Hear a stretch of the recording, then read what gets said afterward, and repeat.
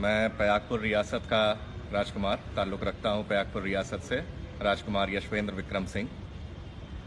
जैसा कि आज आपने एक महान व्यक्ति के बारे में पूछा है, महाराज सोहेलदेव, जो हमारे बहराइच से चित्तौरा से ताल्लुक़ रखते हैं। उनकी शौर्य गाथाएँ तो लगभग सभी ने पूरे देश व्याप्त सुनी हुई हैं। उन्हीं के बारे में कुछ अपनी राय आपको प्रस्तुत करना चाहता हूं। जैसा कि आप सब जानते हैं कि महाराज सोहेलदेव 11वीं शताब्दी के राजा हुआ करते थे। 11वीं शताब्दी में उन्होंने तब कहें तो जो है मुगलों का या आक्रमणकारियों का ऐसा जलजला था, ऐसा दबदबा था कि अपने हिंदू धर्म पे, सनातन धर्म पे बहुत ही विपदा आई हुई थी। और धीरे धीरे सारे हिंदू राजा जितने भी हमारे थे, जिला बहराइच के भी, सब उनके आगे घुटने टेकते जा रहे थे। लेकिन उस समय हमारे यशस्वी महाराजा सोहेलदेव ने अन्य हिंदू राजाओं के साथ मिलकर एक समूह तैयार किया और समूह तैयार करके भिड़ गए उन आक्रमणकारियों से। उस समय सैयद सलार मसूद गाजी एक आक्रमणकारी था, जिसने बहराइच पर, जिसको दायित्व दिया गया था कि बहराइच पर हमला करे और वहां के सभी हिंदू राजाओं को अपने अधीन करें। उसने हमला किया, लेकिन बहुत ही बहादुरी से, बहुत ही हिम्मत से हमारे राजा सोहेलदेव उन आक्रमणकारियों का सामना किए और उनको 1035 में परास्त कर दिया और मार गिराया। ये बहुत गर्व की बात है हमारे हिंदुओं के लिए, हमारे हिंदू राजाओं के लिए। लेकिन आज इतने आगे हम बढ़ आए हैं और आज भी उनका कोई सम्मान नहीं है। इससे बहुत अफसोस जाहिर होता है, क्योंकि हमारे दादा परदादा बहराइच के पयागपुर रियासत से मैं ताल्लुक़ रखता हूं, वहां के शासक रहे, शासन किया, जो हो सका यथासंभव प्रयास किया कि उन्हें सम्मान दिया जा सके। मेरे बाबा, मेरे दादाजी स्वर्गीय राजा वीरेंद्र विक्रम सिंह ने सोहेलदेव स्मारक समिति का निर्माण किया और इस समिति में अपने रियासत की 600 बीघे से ऊपर जमीन दान में दे दी। उस पर उनका एक मंदिर बनवाया। उक्त जमीन में मंदिर स्थापित है।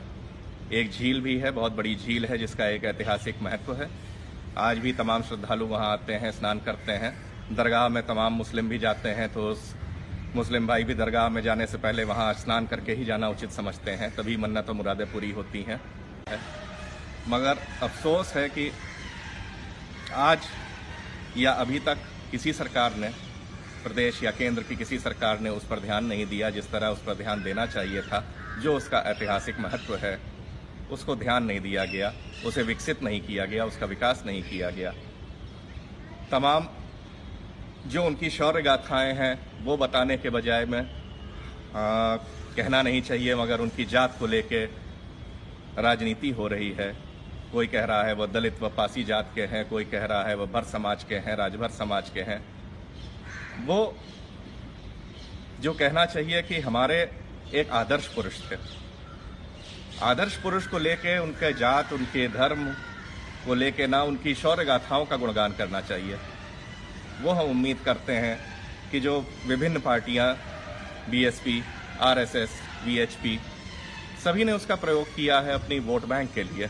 वोट बैंक का प्रयोग न करते हुए कृपया मेरा अनुरोध है आज के प्रदेश सरकार से, मुख्यमंत्री माननीय योगी आदित्यनाथ जी की सरकार से, वह हमारे यशस्वी प्रधानमंत्री नरेंद्र मोदी जी से, कि इस पर ध्यान दें, इस जगह को विकसित करें, एक भव्य सोहेलदेव महाराज का मंदिर स्थापित करें वहां, और उक्त झील का, उक्त जमीनों का जो हमारे पयागपुर स्टेट ने दान किया था सोहेलदेव स्मारक समिति के नाम से, मेरे पिताजी उसके अभी अध्यक्ष हैं।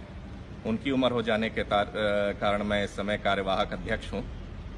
उसका विकास करें, जो जहां जरूरत हो मैं जाके मिलूं, लोगों से संपर्क करूं, मेरी मदद की जाए और इस शौर्य स्थल को और विकसित किया जाए।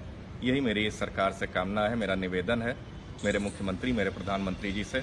यही मेरा निवेदन है कि इसका विकास करें, इसके नाम पर और आगे बढ़ाएं, मेडिकल इंस्टीट्यूट्स, एजुकेशनल इंस्टीट्यूट्स स्थापित करें और महाराज सोहेलदेव का नाम और विख्यात देश और दुनिया में करें। में मेरा सहयोग करें। बहुत बहुत धन्यवाद।